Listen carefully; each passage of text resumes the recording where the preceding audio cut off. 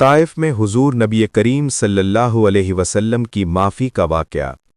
جب مکہ والوں نے حضور نبی کریم صلی اللہ علیہ وسلم کی بات نہ مانی تو آپ صلی اللہ علیہ وسلم دعوت اسلام کے لیے طائف تشریف لے گئے۔ وہاں کے لوگوں نے نہ صرف انکار کیا بلکہ اوباش لڑکوں کو پیچھے لگا دیا جنہوں نے آپ صلی اللہ علیہ وسلم پر پتھر برسائے۔ حضور صلی اللہ علیہ وسلم کے پاؤں مبارک لہولہان ہو گئے، جسم مبارک زخمی ہو گیا۔ آپ صلی اللہ علیہ وسلم ایک باغ میں جا کر بیٹھ گئے اور اللہ تعالیٰ سے دعا کی۔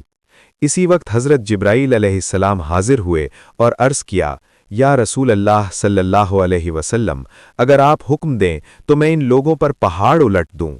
حضور اکرم صلی اللہ علیہ وسلم نے فرمایا، نہیں، میں یہ امید رکھتا ہوں کہ ان کی نسلوں میں سے ایسے لوگ پیدا ہوں گے جو اللہ کی عبادت کریں گے۔ سبق: یہ واقعہ ہمیں سکھاتا ہے کہ حضور صلی اللہ علیہ وسلم نے بدترین ظلم کے جواب میں بھی بد دعا نہیں دی بلکہ معافی اور رحمت کا راستہ اختیار کیا۔